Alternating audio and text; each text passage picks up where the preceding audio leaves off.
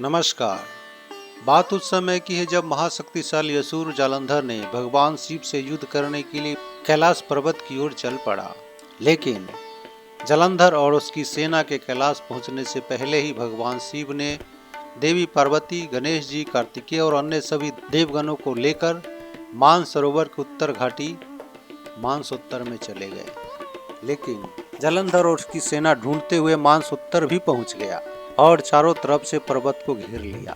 चूंकि जालंधर देवी पार्वती को हरण करने के लिए युद्ध में उतरा था, इसलिए भगवान शिव ने उनकी सुरक्षा की दृष्टि से भगवान शंकर ने पार्वती जी को अपनी सखियों के साथ पर्वत के सबसे ऊंचे शिखर पर सुरक्षित बैठा दिया था। फिर स्वयं महायोद्धा शिव ने कवच धारण किया और उनके साथ 30,000 महापद्म प्रभव गण तैयार खड़े थे।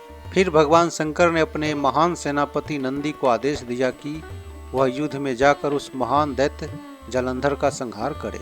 महाकाल और अन्य वीर गणों के साथ मिलकर जालंधर और उसकी सेना का अंत करे। भगवान शंकर ने अपनी दोनों पुत्रों श्री गणेश और कार्तिकेय को नंदी की रक्षा के लिए नियुक्त किए थे। दोनों ने कवच धारण किया, अपने अपने वाहन पर आरूढ़ हुए और नंदी के चारों ओर गणों की सेना उमड़ पड़ी। उसी समय पर्वत पर असुर सेना चढ़ गए और सेनापति नंदी की सैन्य टुकड़ी पर हमला कर दिया, किंतु शिव गणों अपने तीक्ष्ण अस्त्रों से उन पर पलटवार किया। क्षण भर में कई दैत्य घायल होकर पहाड़ से नीचे गिर पड़े।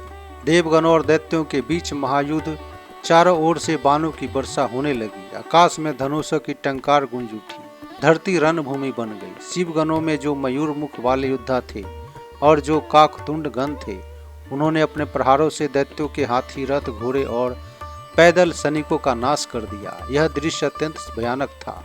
शिवगण अडिग थे। हर प्रहार के साथ हर हर महादेव की गूंज आकाश में फैल रही थी। नंदी और शिवगण जब दैत्यों को मारकर आगे बढ़े तो यह देखकर शुंभ, निशुंभ, कोलाहल, राहु, सर्परोमा, घरघर, जंभ, पताल केतु, रोमकंटक जैसे बड़े बड़े दैत्य युद्ध के लिए आगे आ गए। अब दोनों पक्षों की विशाल सेनाएं आमने सामने थी। शुंभ नंदी से भिड़ गया, निशुंभ महाकाल से युद्ध करने लगा, कोलाहल मायापूर्वक माल्यवान से लड़ने लगा, राहु कार्तिकेय की ओर दौड़ा, घरघर मदन से भिड़ा, जंभ विनायक को मारने दौड़ा, पताल केतु हास से लड़ने लगा, रोमकंटक भृंगी से युद्ध करने लगा। एक ओर करोड़ों रुद्रगण थे, दूसरी ओर दैत्य। दोनों पक्षों के स्वामी युद्ध को देख रहे थे। शिवगण और दैत्य जोर जोर से एक दूसरे पर हमला कर रहे थे। नंदी ने शुंभ पर बाणों की इतनी तेज वर्षा की मानो पहाड़ों पर मूसलाधार बारिश हो रही हो। बाणों से शुंभ का चेहरा भर गया। क्रोधित होकर शुंभ ने धनुष फेंका और सीधा नंदी की ओर दौड़ा। एक बड़ा पर्वत उखाड़कर उसने नंदी के सीने पर दे मारा। पर्वत की चोट से नंदी का रथ टूट गया और नंदी भी थोड़ी देर के लिए मूर्छित होकर गिर पड़े। होश आने पर वे तुरंत वहां से हट गए।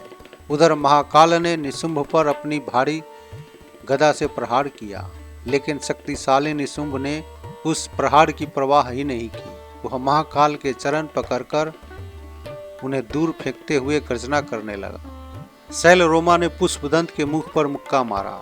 पुष्पदंत ने तुरंत गदा से प्रहार कर उसे गिरा दिया। उसे गिरा देखकर गिरी केतु आया और उसने पुष्पदंत को मुगदर से मारा।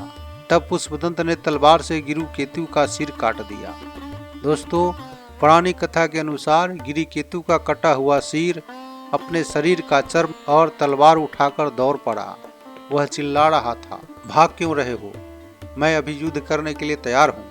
यही नहीं, यह बिना सिर वाला शरीर कबंध ने पुष्पदंत पर वार किया। उसने पुष्पदंत के पैर पकड़कर तलवार से उसका पेट चीर दिया। पेट चीरते ही भीतर से एक भयानक दैत्य निकला, जिसके 100 सिर, 200 आंखें और 200 हाथ थे। उसका कटा हुआ सिर फिर से घूमता हुआ उसके शरीर के पास आ गया। उस आए हुए सिरों को देखकर पुष्पदंत ने उसको तलवार से काट दिया। जैसे जैसे युद्ध आगे बढ़ रहा था, शिवगण और दैत्यों के बीच लड़ाई और भी भयानक होती जा रही थी। भूकंपर और ज्वर नाम के दो भयंकर दैत्यों ने पुष्पदंत पर प्रहार किया। दोनों के तेज और शक्ति से पुष्पदंत बहुत परेशान हो गया। कमजोर पड़कर वह लड़ाई छोड़कर कांपता हुआ पर्वत की ओर भाग गया।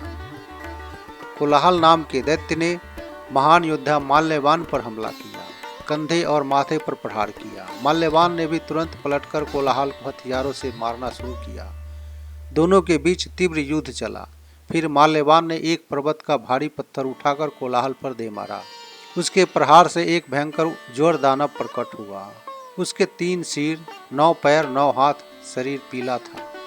उस ज्वर ने अपना तेज दिखाकर माल्यवान को मूर्छित कर दिया। माल्यवान भी पीड़ा से पर्वत की ओर भाग गया।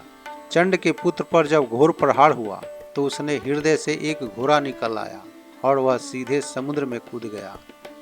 कार्तिकेय ने तीखे बाणों से राहु को मारना शुरू किया। उन्होंने राहु पर अपनी शक्ति यानी शस्त्र भी फेंकी। वह शक्ति इतनी तेज थी कि राहु आकाश में कूदकर उसे अपने दोनों हाथों से पकड़ लिया और जोर जोर से हंसने लगा। राहु बिना सिर के भी लड़ रहा था। उसने कार्तिकेय पर उसी शक्ति से वार कर दिया।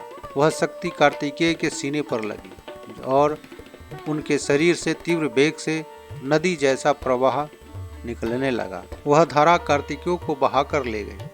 जब धारा रुकी तब वे किसी तरह पर्वत की ओर चले गए। दोस्तों, अजीब बात यह थी कि शोरगुल सुनकर जालंधर प्रसन्न हुआ। उसे अपनी सेना की चीखें भी कोयलों के गीत से भी ज्यादा मीठी लगी, क्योंकि उसे अपनी शक्ति पर घमंड बढ़ रहा था। अग्निदेव को बर्बर नामक दैत्य ने कृपान से मार दिया। सर्परोमा नाम के दैत्य ने कुष्मांड के सिर पर जोर से मुक्का मारा। पाताल केतु ने हास को मुगदर से मारा और उसके शरीर से निकला हाथी उस मुगदर को खा गया।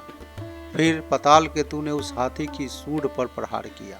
रोमकंटक ने हथियारों से भृंगीश को घायल कर दिया और भृंगीश डरकर पर्वत पर भाग गया। अचानक वह धूम्रकेतु के मुख में गिर पड़ा। फिर उस विशालकाय दैत्य ने पूरे गण को निगल लिया। इससे सेना में भारी हाहाकार मच गया। जंभ नामक दैत्य ने तेज बाणों से विनायक यानी गणेश जी के शरीर के हिस्से काट दिए। फिर उसने फरसे से गणेश जी की सूंड काट दी। जंभ दैत्य ने शक्ति से गणेश जी के पेट पर प्रहार किया। गणेश जी घायल होकर एक अंधेरी गुफा में चले गए। गणेश जी बहुत दर्द से चिल्ला रहे थे, हाय माँ, हे पिता, हाय भाई, हाय मेरे प्रिय मूषक। गणेश जी की दर्द भरी आवाज सुनकर माँ पार्वती घबराकर तुरंत शिव जी के पास पहुंची। वे बोली, स्वामी, दैत्य गणेश को मार रहे हैं। स्कंद कार्तिकेय भी घायल होकर गिर पड़े हैं। आप यहाँ पर्वत पर खेल क्यों कर रहे हैं? आप यहाँ पर्वत पर खेल क्यों रहे हैं? कृपया अपने दोनों पुत्रों और गणों की रक्षा कीजिए। इसके बाद शिव जी जब युद्ध में जाने लगे तो उन्होंने देवी पार्वती से कहा, हे प्रिय, मैं युद्ध के लिए जा रहा हूँ। दानव बहुत दुष्ट है। तुम यहाँ अपने तेज से स्वयं अपनी रक्षा करना। ऐसा कहकर शिव जी 30,000 महापद्म गणों के साथ रणभूमि की ओर निकल पड़े। वीरभद्र सिंह वाहन रथ पर चढ़कर शिव जी के बाएं रक्षक बन गए। मणिभद्र अश्वों वाले रथ पर सवार होकर दाहिने पक्ष में चलने लगे। ऊंचे पर्वत से उतरकर शिव जी और उनकी सेना युद्ध भूमि पहुंची। नंदी पर बैठे महादेव को देखकर दैत्य जोर जोर से गर्जना करने लगे। इसके बाद दोनों ओर से ऐसा युद्ध छिड़ा कि दिशाएं कांप गई।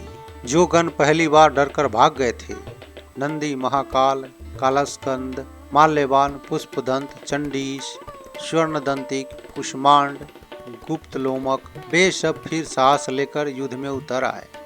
इधर महाबली दैत्य चारों ओर से शिव जी को घेरने लगे, जैसे 5 इंद्रियां मनुष्य को घेर लेती है। वे शूल, गदा, मुगदर और भाले लेकर महादेव पर टूट पड़े, लेकिन शिव जी ने तीक्ष्ण बाणों से उन सभी दैत्यों का नाश कर दिया। वैसे ही जैसे माघ के पवित्र स्नान से पाप तुरंत मिट जाते हैं। दोस्तों, इस घटना में आगे क्या हुआ देखने के लिए हमारी कथा से जुड़े रहें। अगले वीडियो में हर हर महादेव, जय जगदम्बा, जय माता दी।